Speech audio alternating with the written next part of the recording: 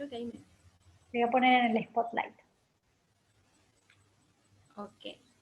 Bueno, hola a todos, ¿cómo están? Hace 2 o 3 semanas, por ahí capaz, di una clase el jueves y estoy hablando sobre los jueces de la Suprema Corte. Y a raíz de eso había leído algunas noticias y después hablando con algunos chicos, chicas, como que les había como planteado la idea de que estaría bueno como ver noticias. A veces en los grupos se mandan un montón de noticias y yo a veces no tengo tiempo de leer todas, y creo que a la mayoría nos pasa lo mismo, que a veces no tenemos tiempo de leer todas.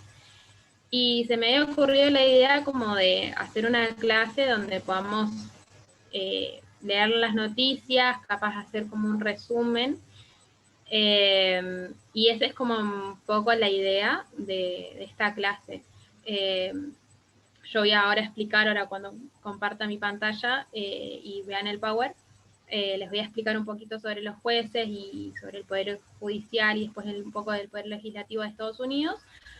Y después vamos a ver algunos artículos que yo hice como los resúmenes. Es como bastante sencillo, capaz para algunos, y más si leyeron las noticias que mandé, pero me parecía como interesante o plantearle esa idea, como que a veces me pasa de que, no sé, me piden para una clase y estoy como preparando mucho, o estudiando, o eso me lleva mucho tiempo y quiero estudiar otras cosas, no sé, cada uno verá su vida, ¿no? Pero estaba pensando en el simple hecho de poder compartir noticias y simplemente hacer una clase de eso, como que me parece que es súper enriquecedor y ayuda a las personas que capaz no tenemos tanto tiempo para leer noticias y a veces al mandar tantas hay algunas que se nos escapan o no las entendemos. Creo que es una forma de ayudarnos entre todos para estar actualizados. Eso. Ahora sí voy a compartir la pantalla.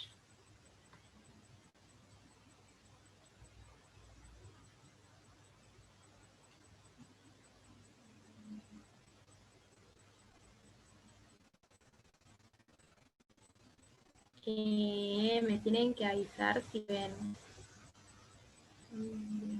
¿Se ve bien? Sí, se ve. ¿Se ve? A mí me parece que está cargando. ¿Se ve la presentación? Ahora está cargando. Antes se veía previo a la presentación, ahora se ve la presentación. Ok. Me apareció en internet, pero ustedes me escuchan y me ven bien, ¿no? Te vemos, Ok. amiga. Lo que sí, abajo tenés la barrita de descargas. No sé si la querrás cerrar. Gracias, Esteban. Qué atento. Ahí. Ahora sí.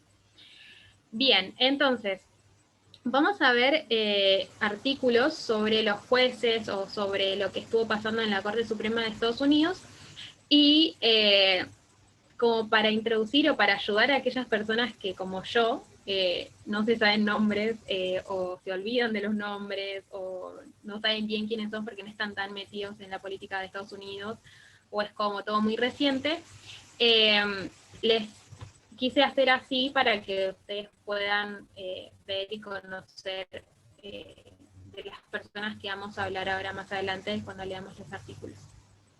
Estos son los jueces de la Suprema Corte de Estados Unidos. Estos 3 jueces son los que decimos que son jueces conservadores, son 6, ahora les voy a mostrar los otros 3. Pero estuve un poquito como investigando y les quería como decir quiénes son o qué hacen. El primero que vemos acá, como dice la foto, es el presidente de la Corte Suprema.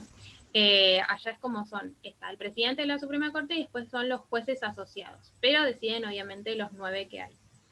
Y este es del ala conservador, pero ahora vamos a ver en los artículos que leamos que a veces en las decisiones este último tiempo estuvo apoyando como al ala más liberal. Pero ahora vamos a ver un poquito más por qué estuvo pasando eso.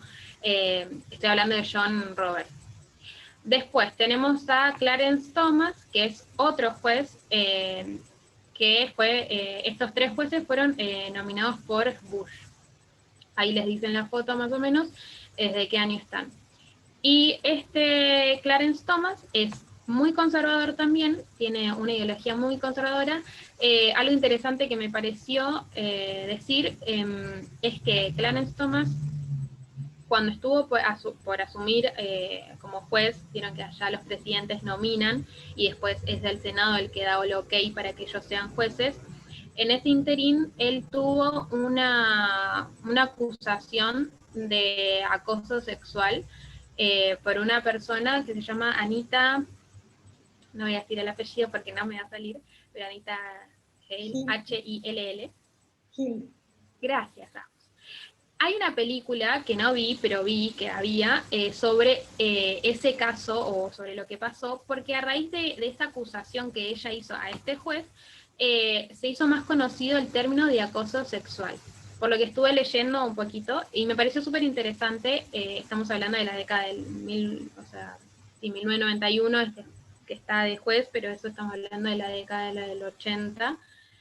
Entonces me pareció interesante que eso tiene que ver con el feminismo. Y este juez está involucrado en eso. O sea, a raíz de eso, de esa acusación que ella hizo, si bien él terminó siendo juez, no le dieron mucha bolilla a lo que ella acusó, sí pasó que a raíz de eso se viralizó o se hizo más conocido el término de acoso sexual y a partir de ese entonces empieza a haber varias acusaciones con respecto al acoso sexual en el trabajo laboral sería. Y me parece interesante como que lo sepan y decirlo. Después el otro... Sí, obvio, vos seguramente sabés.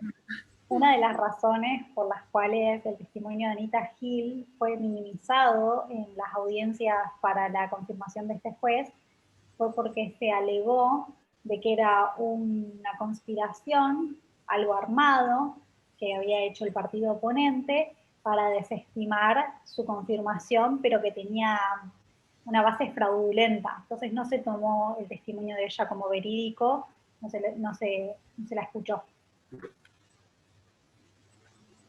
Wow, gracias, Aus. Yo no sabía tanto eso. Había leído, pero no había podido profundizar tanto, así que mil gracias.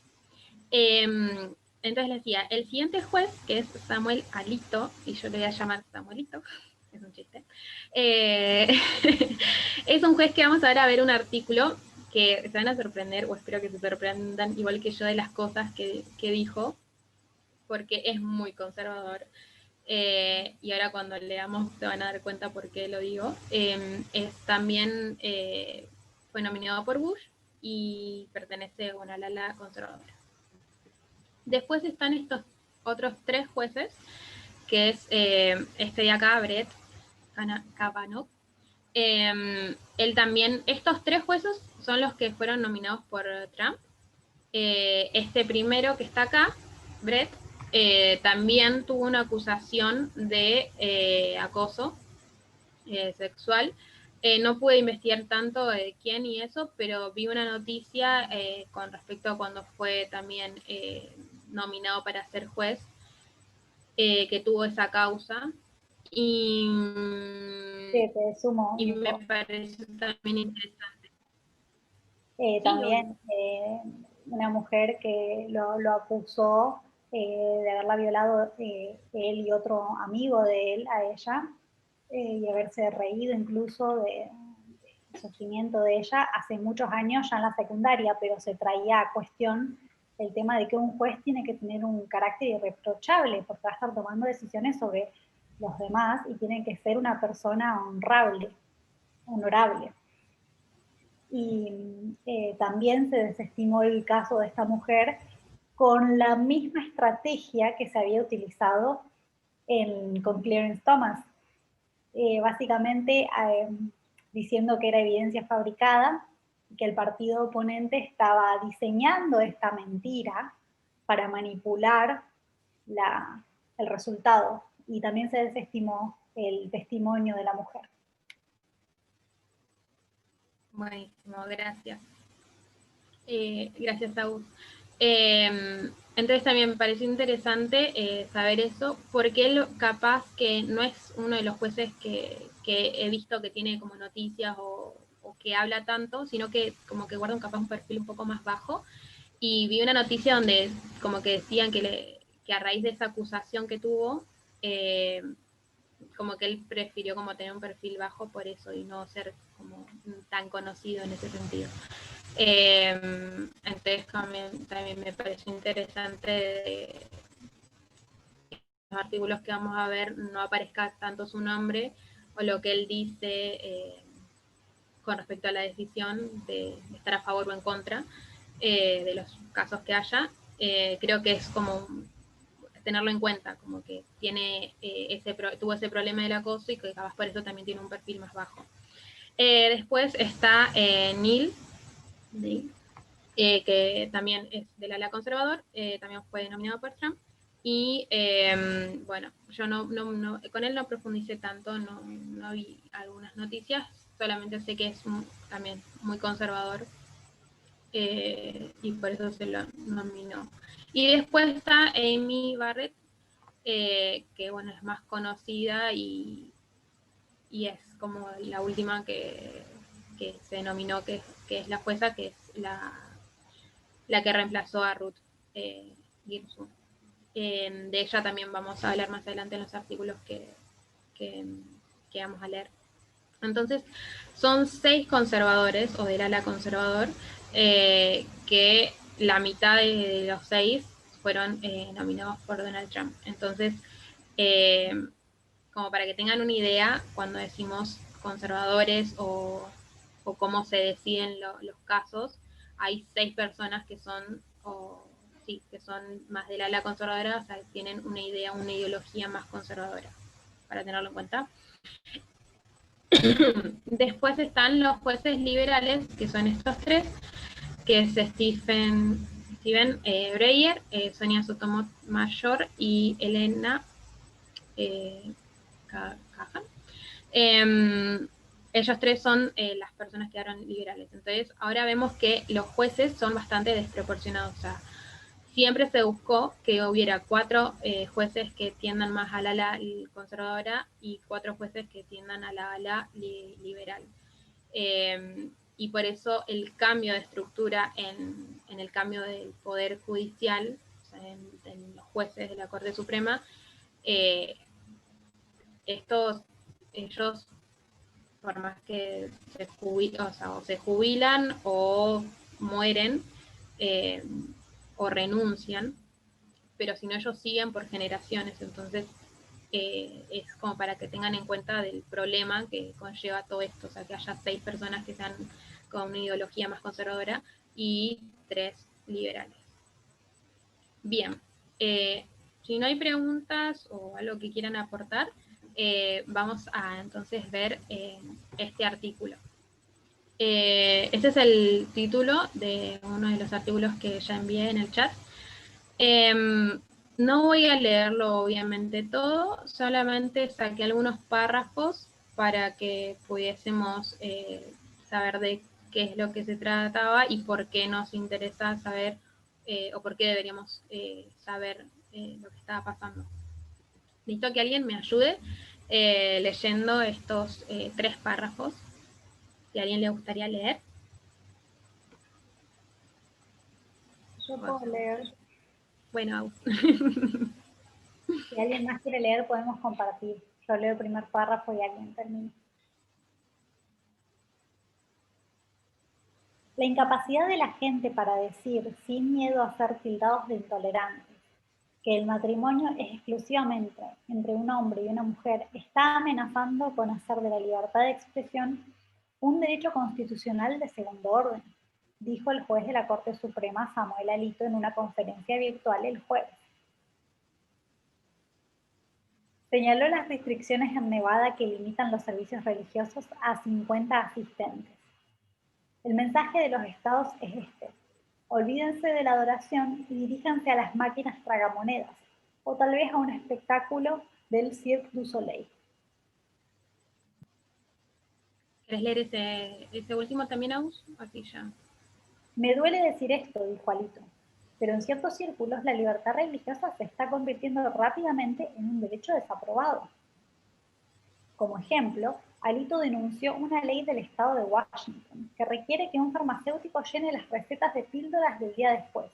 Se destruyen un embrión después de la fertilización, como él lo hizo. Bien, estos son párrafos de ese artículo que básicamente ponía textual algunas frases que él había dicho en esta conferencia que había tenido virtual. Están los videos en internet también. Él habló era una conferencia para las personas que de derecho, si no me equivoco, era así, no me acuerdo bien el nombre, el Partido Federal o algo así. Entonces él hablaba justamente de los problemas que había, o su opinión básicamente daba con respecto a esos temas. Y me pareció como muy contradictorio, porque él estaba siendo intolerante con la opinión. Recordemos que esta es una persona que es un juez, o sea, de la Corte Suprema, o sea, tiene un cargo muy importante. Hay muchas personas que dependen de él. Por ende, él es una persona al ser pública importante y que lo que diga tiene repercusiones. Entonces, para mí sí es obviamente intolerante lo que dijo, y se puede ver que tiene una ideología conservadora con respecto, bueno, al matrimonio igualitario, a los derechos del aborto y a lo del COVID, porque estaba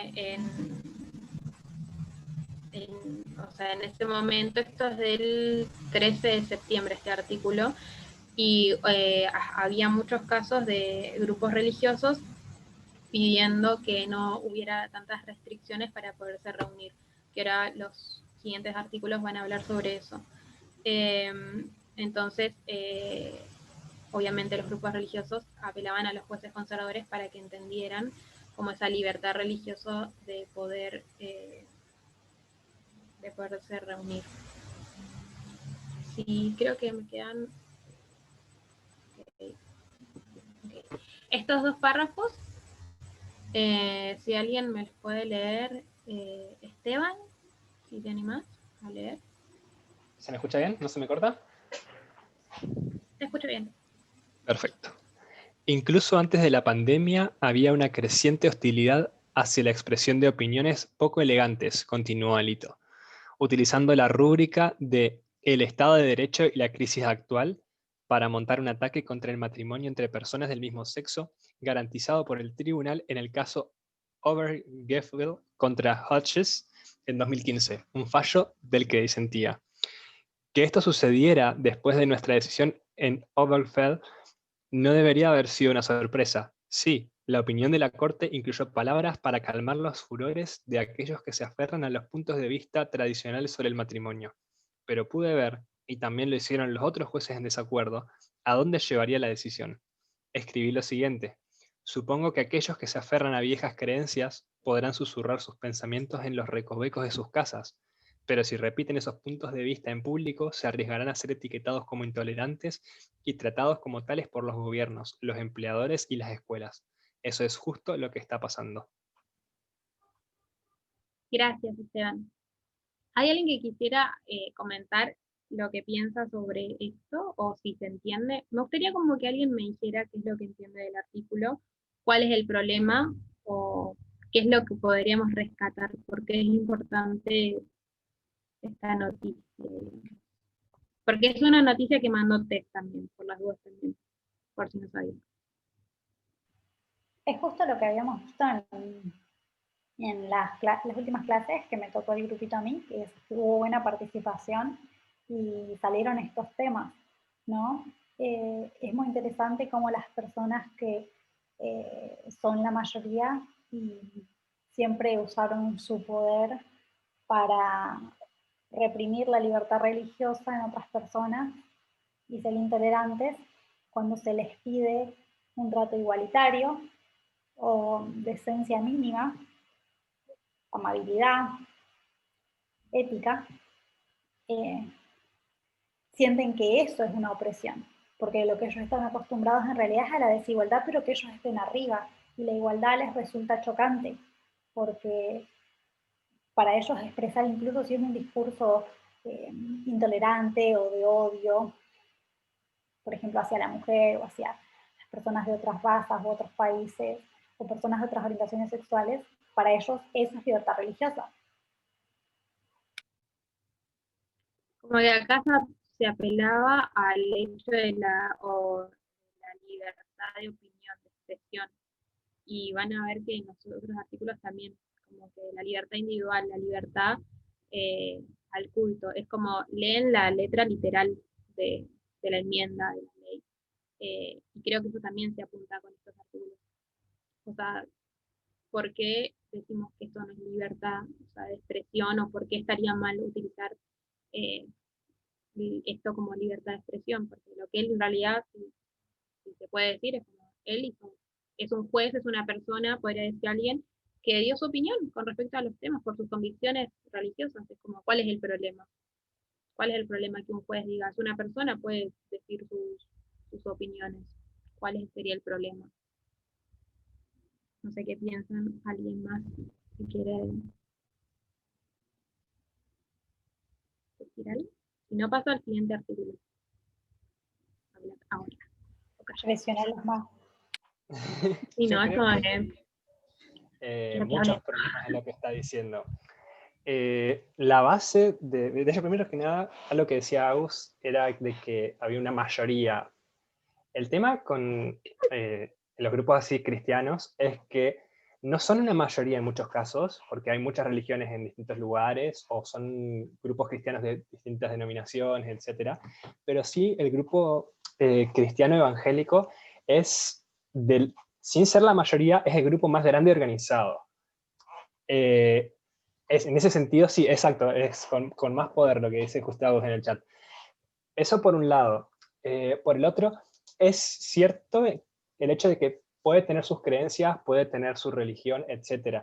El tema es, nuestra religión, mis opiniones, mis creencias, ¿me da derecho a yo a poder discriminar a la otra persona en base a mi religión? Es decir, poner mi derecho de la libertad religiosa por encima de los demás derechos de la otra persona. La respuesta es no.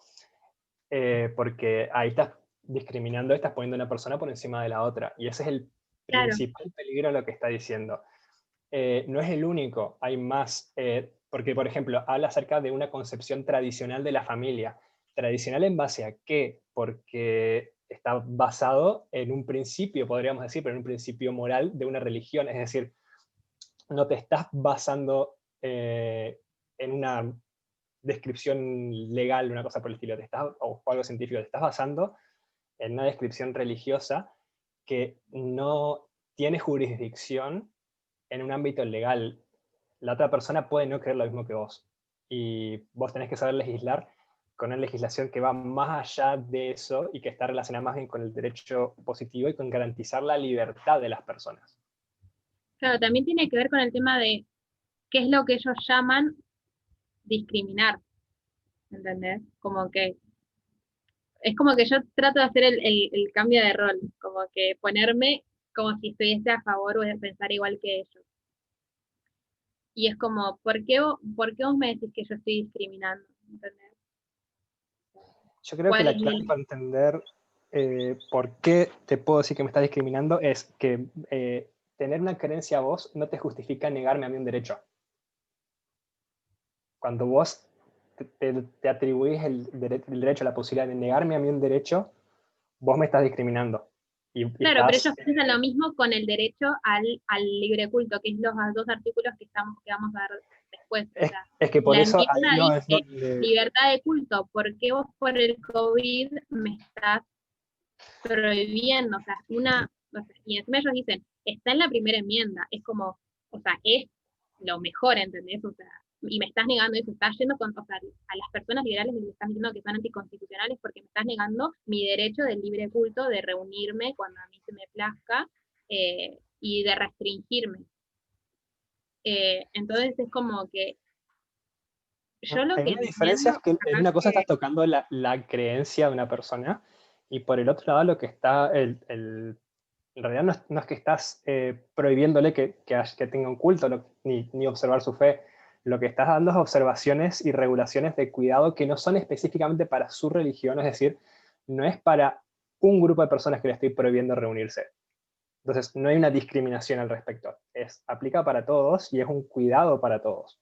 Entonces, en esa primera perspectiva, en esa primera instancia, no es que te estoy discriminando a un cristiano prohibiéndole reunirse, porque no es para un cristiano la prohibición, es para un cristiano, es para un budista, es para un musulmán, es para un ateo, es para todos. Es decir, para aquellos que observan un culto como para aquellos que no lo observan al culto. Entonces, ¿eh? ¿Perdón, No, Emma? por ahí, o sea, para resumirlo, su derecho, o el derecho, entre comillas, que él tiene, está poniendo en peligro, por así decirlo, o Exacto, a eso iba a ir. potencialmente dañino para la otra persona. Exacto, de vuelta, llevar a cabo tu derecho, si llevar a cabo tu derecho pone en riesgo mi vida, entonces estás poniendo tu derecho por encima de la vida de otra persona, nuevamente. Bien, me gusta lo que me decís y quiero que leamos otros artículos para seguir debatiendo, eh, para que se entienda mejor también mi idea. Voy a entonces, quiero que leamos otros artículos.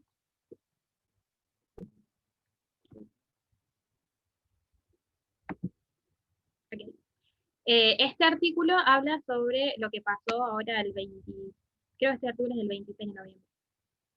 Y lo que pasó en la Suprema Corte con este fallo que hubo a favor de los grupos religiosos por esto de las restricciones del COVID en Nueva York. Emma, ¿querés leer estos dos párrafos, por favor?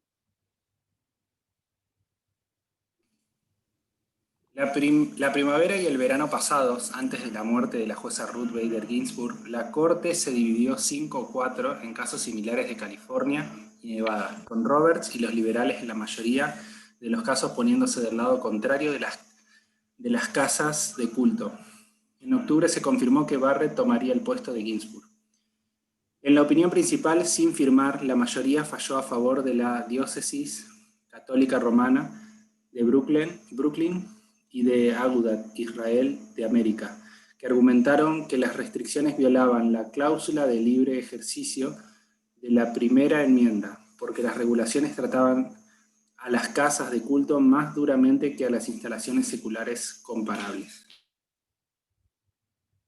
Bien, por un tema de tiempo, porque ya veo que no me va a alcanzar, no voy a poner el resto del artículo. Había párrafos también que me interesaban para leer, pero creo que es este es el punto que recién quería como remarcar de los argumentos que ellos utilizan para pedir que nos estuviesen como que las casas de culto, o sea, no se compararan o no hubiera regulación.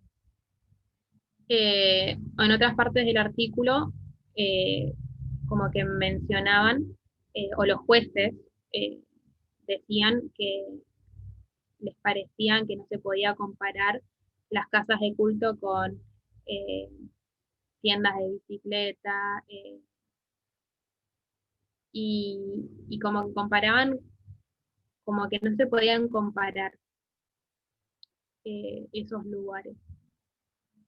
Como que a mí leer eso fue como que me pareció un poco, como que no entendí el punto del juez de decir eso porque me parecía más coherente o más eh, seguro ir a una tienda de bicicleta donde voy, compro y me voy, que ir, sentarme en un templo y estar en contacto con personas. Como que los argumentos a mí particularmente no me terminan de cerrar. Pero me pareció interesante los argumentos que ellos utilizaban eh, y por qué este caso como que da un poquito, o sea, se puede ver el problema de los jueces o el impacto que tienen frente a la justicia y en este caso a los grupos religiosos, que sabemos que tienen que ver con el tema del Estado, la unión del Estado y la Iglesia, que sabemos que tienen que ver con lo que nosotros llamamos ley dominical. Creo que es importante como tratar de ver a esos casos donde se utiliza la libertad religiosa a favor o como argumento para esa unión, que creo que era el punto de leer este artículo. ¿Hay alguien que quería hablar? No. Yo no estoy viendo el chat y tampoco ustedes, así que si alguien quiere hablar tiene que... No hay nada en el chat nuevo. Ok, gracias. Entonces, simplemente eso me pareció... otra cosa que me pareció interesante del artículo es que vieron que yo les mencioné que el presidente John Roberts, que es el presidente de la Corte, él, acá vemos 5-4. Mayormente esos son 3 liberales y John Roberts estuvo a favor, digamos, de ellos. O sea, se puso del lado liberal. Pero por lo que pude ver en los artículos investigando un poco, es que él siempre quiso que haya personas libres, o sea, conservadoras. Y sabe que al no estar Ruth, es como que no es muy probable de que ganen los jueces conservadores. Y lo que a él apela o quiere como dar a entender es que no hay esa brecha en, eh, en la Corte Suprema. Creo que es como, se vería mal como que hubiese, que el fallo sea 6-3 y no 5-4. ¿Me explico? Es como que él se va para el lado de los liberales, pero en realidad lo hace simplemente para como quedar bien. Y Lo hace es para como que mostrar una él, especie de neutralidad. exacto, cuando en realidad no la hay. O sea, en la mayoría, o sea, de los casos va a terminar pasando eso, porque son 6 conservadores, 6 personas que están de acuerdo y que encima tienden a los grupos religiosos, a una mirada mucho más conservadora, entonces es como que desgraciadamente no va a haber como vuelta atrás. De ahora en más los casos van a estar sesgados o van a estar totalmente eh, plasmados por esa mirada conservadora, porque no va a haber una igualdad de opinión y lo que antes había. Y por eso es tan trágico y tan, sí, trágico e importante como que nosotros entendamos eso, como que a partir de ahora como que los casos van a estar pasando, casos como estos, o sea, van a haber un montón y peor todavía porque van a ir más en contra del derecho de las mujeres, del derecho de los homosexuales, de, bueno, toda la comunidad LGBT y obviamente de las personas afroamericanas, que sabemos que son 3 grupos que son los más vulnerables en Estados Unidos. Y entonces eso es como que, este es como un ejemplo, me parece, de lo que va a empezar a pasar de ahora en más, que en realidad ya está pasando, y que eso era lo que tanto temían, y por eso es como que no importa ya el presidente que haya en Estados Unidos, porque ya el Poder Judicial está ya plasmado por una ala conservadora que tiende encima a la unión de Iglesia y Estado. Hay alguien no sé si alguien leyó este artículo que mandé, que quiera comentar algo más, capaz que yo me estoy olvidando, pero no sé si tuvieron la oportunidad de leerlos o lo que les llamó la atención, pueden decirlo también. O lo pueden leer en este preciso momento, si no lo leyeron antes. Si no, paso al otro artículo. Si no hay nada más. Igual el siguiente artículo es básicamente como un resumen de lo que estuvo pasando, o sea, con respecto a este caso del anterior artículo y lo que dijo el juez Alito Samuel Alito. Luchito, ¿te gustaría leer estos 2 párrafos?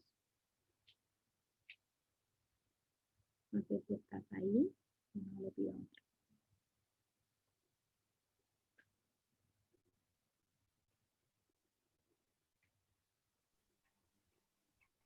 ¿Sí?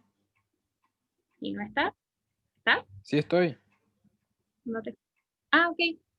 ¿Querés leer estos 2 párrafos, porfa? Sí, por favor. Sí, gracias.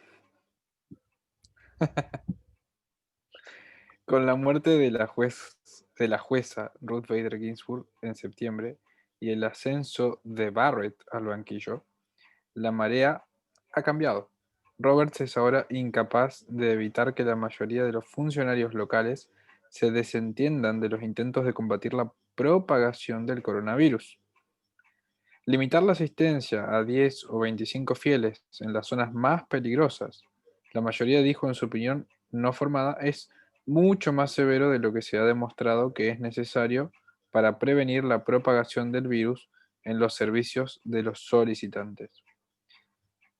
A medida que las infecciones y las muertes aumentan en todo el país, la decisión es una señal de que el recién configurado Tribunal Supremo no verá con buenos ojos las medidas adoptadas por los funcionarios estatales y locales para proteger la salud y la seguridad si interfieren con la autonomía de las entidades religiosas.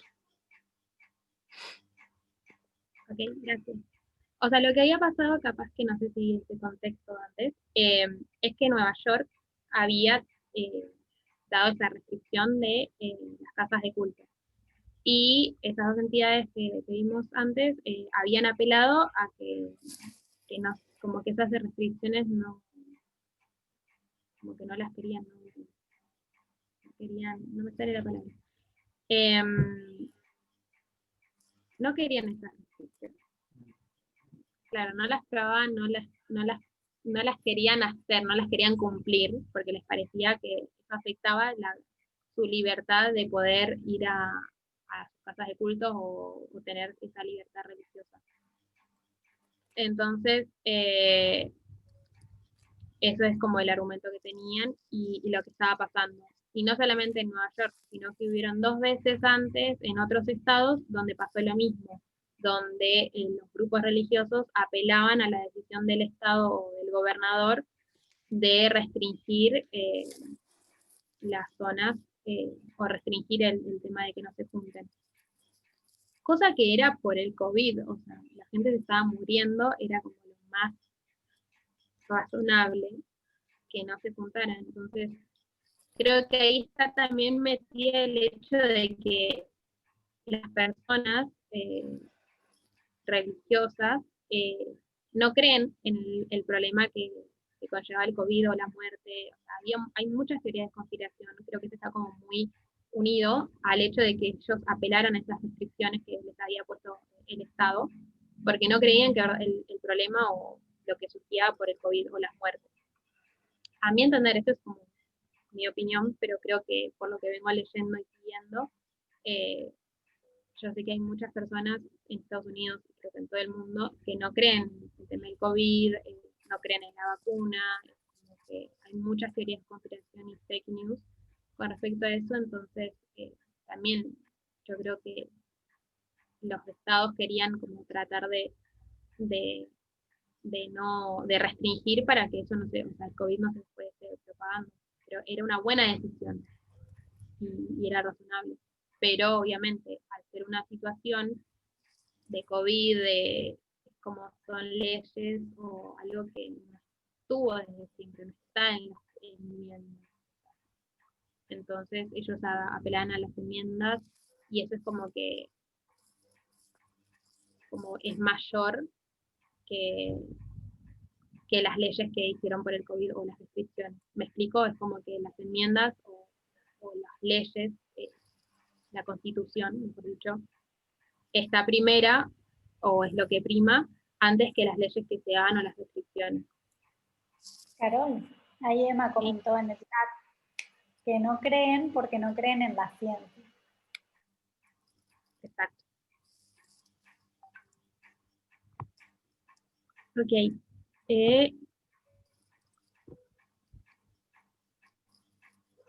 Acá. Uy. Ahí. Emma, ¿querés leer este último párrafo? ¿Vale? El impacto de la llegada de Barrett va mucho más allá de atar las manos de los estados en la lucha contra el COVID-19. Su voto acelerará una tendencia hacia la preferencia a las instituciones religiosas que sus compañeros conservadores, incluyendo el presidente del Tribunal Supremo, han estado persiguiendo durante una década. Alguna vez, la Corte buscó equilibrar las cláusulas de la primera enmienda sobre religión, la separación de la Iglesia y el Estado, por un lado, y el libre ejercicio de la religión por el otro. Más recientemente, su ala derecha ha estado ignorando la prohibición de la Constitución de establecer una religión, mientras que se ha aplazado a las cada vez más descabelladas demandas de libertad religiosa. Bien, eso es como no sé si el último o uno de los últimos párrafos del artículo, que me pareció como que resumía bastante bien lo que estaba pasando. A mí me gustó lo que dijo Agus hace un rato, que es como ellos quieren, no dijo esto Agus, pero Agus dijo, creen en la igualdad o en la libertad, pero porque ellos están arriba. Entonces, quieren que se siga así. Entonces, en este caso es lo mismo, ellos creen en la libertad religiosa, pero claro, ¿qué religión? O sea, va a ser libertad religiosa siempre y cuando sea su religión. Si no es su religión, es como que si estuviesen siendo atacados. Siempre y cuando seas cristiano, generalmente blanco y heterosexual por lo general también. De hecho, estaba estudiando el otro día un tema y estaba leyendo un artículo que escribió Wagoner sobre cuando se quería poner cerrar todas las oficinas del gobierno los domingos, tipo una ley dominical, alrededor de 1888, y él argumentaba en contra. Y claro, esas personas decían, si está abierta la oficina el domingo, yo, que guardo el domingo como mi día de observancia religiosa, no puedo aplicar a ese trabajo porque me es limitante. Entonces es una discriminación. Para mí, yo soy discriminado. Entonces lo que yo necesito para no ser discriminado es que todo el gobierno cierre el domingo. Entonces yo puedo obtener ese puesto de trabajo que deseo. Lo cual no tiene lógica porque hay otras personas que observan el sábado o otras fechas que son importantes para ellos, su espiritualidad. Y sin embargo, esas personas nos reclaman que todo el gobierno o todos los hospitales o todo cierre para que ellos puedan aplicar ese trabajo. Yo porque guardo el sábado, yo ya sé que algunas ramas de trabajo no son aptas para mí. No me conviene, por ejemplo, dedicarme a la televisión o el fútbol, que yo sé que tiene mucha demanda en sábado, porque yo ya sé que no voy a poder estar a la altura, pero no los voy a obligar a ellos a que cierren para que yo sí pueda trabajar en ese área. ¿Alguien más? Gracias, Agus. A mí lo que más me llama es... Tratando de ponerme un poquito en el lugar de esas personas, yo creo que la solución a algo así sería no que prohibir a todos, porque la solución nunca es cerrar a todos, sino habilitar a que esas personas que tienen esa creencia puedan no trabajar en ese día, trabajar en otro para compensar, por ejemplo, o darles el permitido, que es lo que se tendría que hacer normalmente. Con esas personas y también lo mismo con las personas que, por ejemplo, guardan con las que guardan el domingo, permitirles no trabajar el domingo, con las que guardan el sábado, permitirles no trabajar el sábado. O sea, por algo hay personas que creen cosas distintas y se puede aprovechar en ese aspecto. Entonces, no necesitas discriminar para todos solamente porque yo quiero no trabajar el sábado, por ejemplo, entonces no quiero que nadie trabaje el sábado. No, ahí está imponiendo mi moralidad, mi creencia a todos los demás que no la creen necesariamente. Claro, y además, uno podría contraargumentar a eso y decir, ¿por qué no toman esas limitaciones, entre comillas, de no poder trabajar un domingo, como la cruz que ellos tienen que llevar? Porque yo soy vegano y a donde voy hay carne, leche y queso. huevo. Y no por eso tengo que cambiar al mundo entero para que yo pueda comer lo que quiero comer. Entonces yo ya sé que esa es lo que yo elegí para mi vida. Las religiones, al fin y al cabo, son cosas que nosotros elegimos. Si no, o sea, Jesús fue a la cruz justamente por seguir sus convicciones. Entonces, si ellos tienen la convicción de que el domingo no es para trabajar, y que no lo trabajen, ¿entendés? O sea, que sus convicciones tienen que ir de la mano con un sacrificio. Es como que ellos quieren tener sus convicciones, pero sin sacrificio. No sé si me explico lo que estoy queriendo decir. Sí, sí, sí, sí.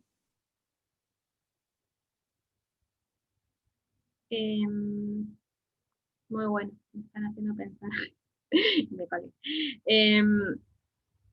Hay un artículo que también leí que me pareció muy, muy interesante, donde,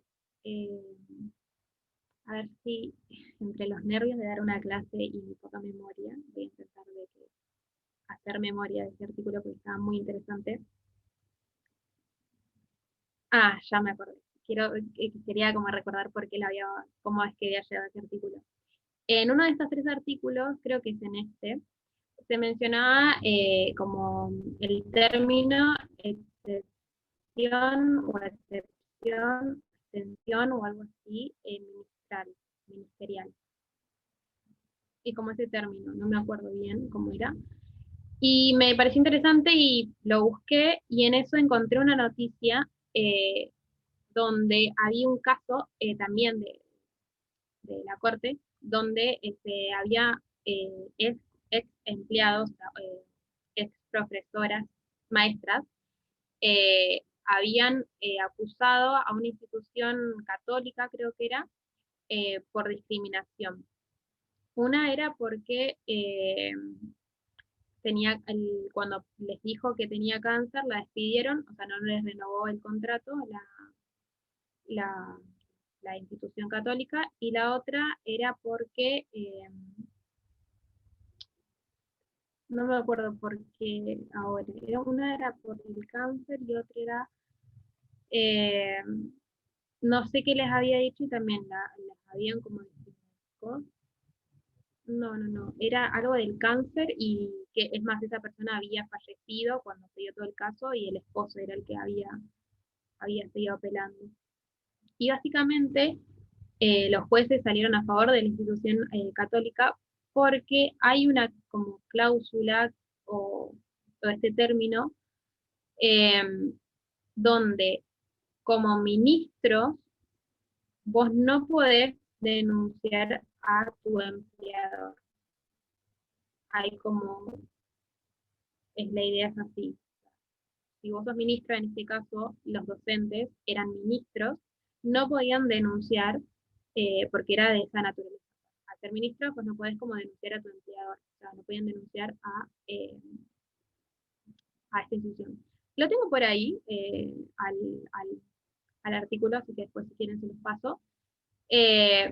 Pero básicamente ellos apelaban a eso y salieron a favor de esta institución católica con ese argumento, porque ese argumento decía que no estaba como dentro de la primera enmienda, que era la libertad del individuo, de religión y demás, esa primera enmienda, eh, como que era ampliado, o sea, ampliaba ese derecho a la institución de no poder ser demandada por los ministros.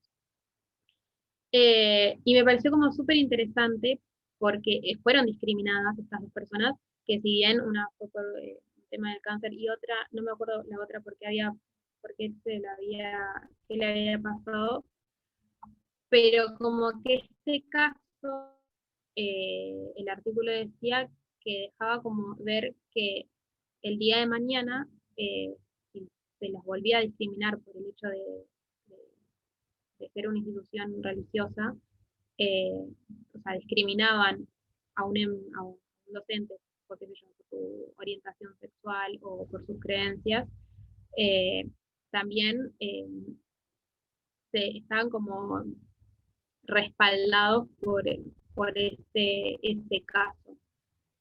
Y como que me pareció súper súper interesante el simple hecho de los casos de la Suprema Corte, lo que las jueces deciden, eh, o sea, es como que están dejando bases para después a esas mismas instituciones o que pase otro caso y puedan seguir discriminando. Vieron que o sea,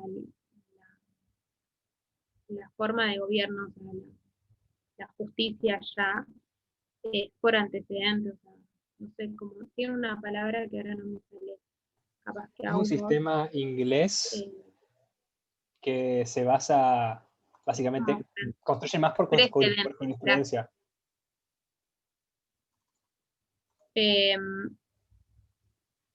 Perdón, Esteban, no te escuché bien. No, que era un sistema, el sistema inglés el que tienen ellos, que se basa en la Sí, jurisprudencia para construir, claro, para se sentar basa en bases. precedentes, era esa la Exacto. palabra que buscaba. Sí, por eso, Eh, legalmente sería la jurisprudencia.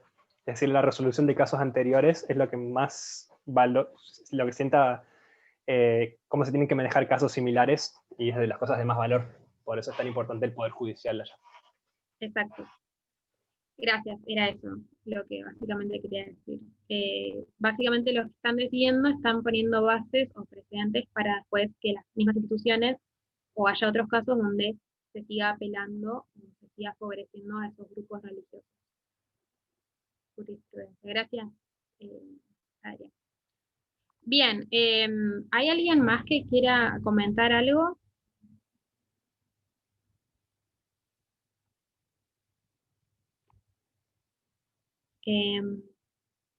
Si no, ya voy a terminar con las 2 diapositivas que me quedan porque yo estoy en hora. Pero era eso básicamente que quería como decir, que había buscado y que me pareció interesante. Les quería después hablar un poquito solamente del poder legislativo. Em, Vieron que son 2 ramas a las cuales tenemos que estar atentos en Estados Unidos, donde simplemente para aquellos que no sabían como yo, bien cómo es el poder legislativo, porque lo estudié hace mucho tiempo, ellos tienen en el poder legislativo la Cámara de Representantes y de Senadores. La Cámara de Representantes es la Cámara Baja del Congreso, donde está el presidente Nancy Pelosi, que es un personaje, como una persona que vimos y que tuvo un papel bastante eh, predominante o destacado en la presidencia de Donald Trump, ya que ella está bastante en contra. Ella es la presidente de la Cámara de Representantes, que en este momento tiene una mayoría de partido demócrata, como dice acá, o sea, son mayoría demócrata, y en contraste con el republicano, ¿no? Como que las decisiones, toda la parte legislativa, en esta Cámara, si un demócrata como Biden, el presidente, quiere legislar algo, quiere sacar una ley o lo que sea, como que va a tener más el apoyo de esta Cámara. En contraste de lo que está pasando en el Senado, que es la Cámara Alta del Congreso, que es como la que tiene, a mi entender, un poco más de poder, donde la mayoría... Estoy tratando de leer el chat.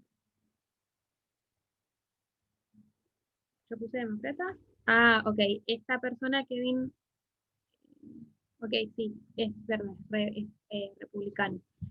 Puse que la D de demócrata y la R de republicano. Esta es republicana. Gracias, creo que fue Esteban el que me dijo. Bien, igual era simplemente manera de, ilustrativa del poder legislativo, que en el Senado tienen la mayoría el Partido Republicano, ¿sí? Y la persona que acá se destaca y la que ahora les voy a terminar haciendo algunas cosas es Mitch McConnell, que tiene una gran influencia en el Senado y que es obviamente republicano y es muy conservador. En la anterior clase, cuando di lo de los jueces, yo les había dicho que esta persona es el que en 2014 había logrado evitar que Obama elija más jueces para las posiciones vacantes, que terminó ahora haciéndolo Donald Trump, ¿no? Entonces, esta persona no se llevaba con Obama, y hay un artículo que son los últimos 2 que envié, que hablan sobre él, y uno de esos artículos, que es del 9 de noviembre, dice lo siguiente, lo voy a leer yo.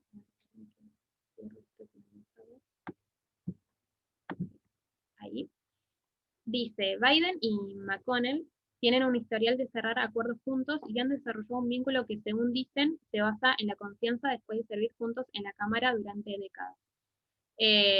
Obviamente él es líder de la mayoría en el Senado, Mitch McConnell, y Biden estuvo mucho tiempo siendo senador.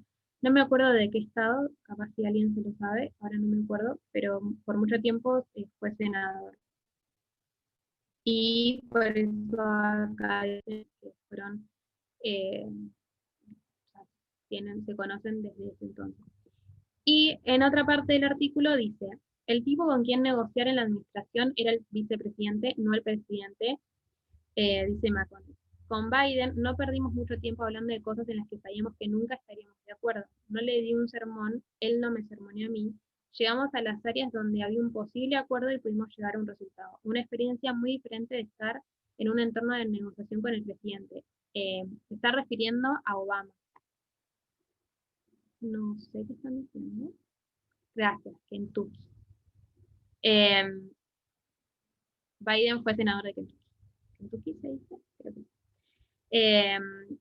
Entonces esto me pareció como interesante. También hay un video que mandaron que estaba en inglés, yo no lo pude ver porque los subtítulos mandaban un poco mal, pero ya lo voy a ver. Ah, ok. Ah, gracias.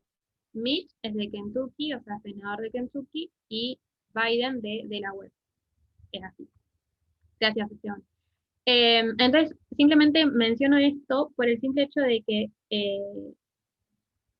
para que Biden pueda legislar, para que pueda hacer leyes o lo que él quiere desarrollar en su candidatura, tiene que sí o sí ser amigos de los republicanos. Y para ser amigos, básicamente tiene que hacer concesiones y tiene que ceder en un montón de ideologías que suele tener el Partido Demócrata o el ala liberal. Y me pareció como interesante porque es básicamente una batalla que está como un poco perdida por el simple hecho de que hay en el poder legislativo, sigue habiendo, el poder lo sigue teniendo el republicanismo y la ala conservadora. Yo no sé si alguien quiere comentar sobre este video que mandaron, este documental. Yo no lo pude ver, pero si alguien lo quiere comentar, quiere decir de qué se trataba o algo interesante que les haya llamado la atención, no sé si Esteban, capaz que lo viste, Mati Blackwood, creo que también. ¿El de Frontline? Sí, ese. Que no se lo pierdan, está genial. ¿Cómo, Caro? ¿Puedes repetir lo que dijiste? Ah, porque vieron este documental de Supreme Revenge. Sí, ese. Está en inglés.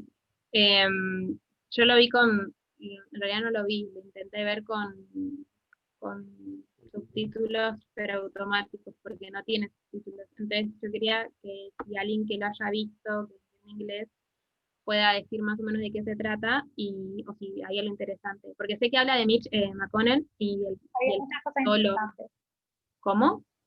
Había muchas cosas interesantes. Mitch McConnell fue uno de los impulsores de las aprobaciones de estos jueces de la Corte Suprema que habían sido acusados de acoso sexual. Él estrategizó a largo plazo la política para el control del Senado del Partido Republicano, y gracias a su estrategia política de acusar a los demócratas de tratar de mentir sobre el candidato para salirse con la suya, utilizó esa defensa en ambos casos con Brett Kavanaugh y con Clarence Thomas, desestimando las las acusaciones de acoso sexual y violación que recibieron cada uno. Y es un personaje, Mitch McConnell es un personaje realmente siniestro, es una de las personas más corruptas de la política en la historia norteamericana. Ha hecho cosas atroces que pueden investigarlas, y sin embargo es la persona que más poder político tiene en Estados Unidos, porque él hace lo que quiere y tiene el poder para hacerlo. Bien, exacto, era como eso. Gracias, Aus. Entonces, esta parte del artículo me parece interesante porque Biden anteriormente se ha llevado bien, por lo menos en la presidencia de Barack Obama. Y el otro artículo que también mandé ahí al grupo mencionaba que una de las cosas que tenía que Biden lograr era tener buenas relaciones con este personaje, y eso conlleva concesiones y básicamente, o sea, va a llevar a que haya discriminación y obviamente las minorías sean desfavorecidas. Era eso, básicamente, no hay mucho más. Simplemente quería nada, decir, comentar y compartir un poco lo que había estado viendo de esas noticias que me han llamado la atención. No sé si alguien quiere comentar algo más sobre esto, el poder legislativo o de lo que hayamos visto. Si no, podemos ya cerrar con una oración.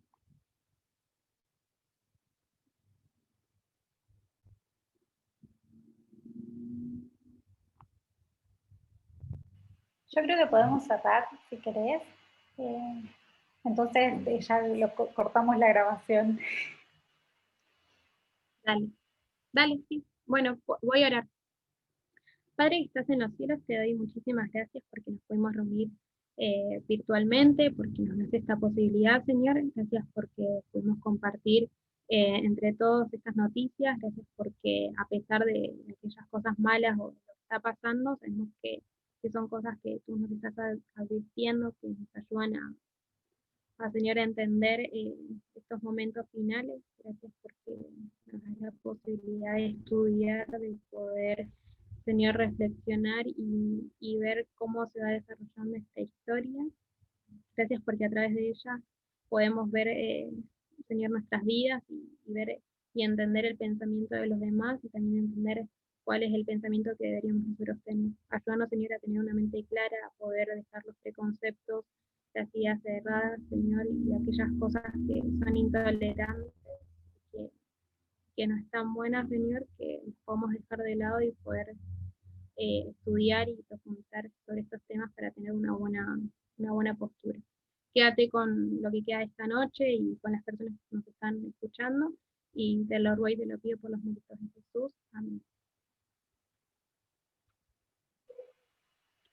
Muy bueno. Muchas gracias.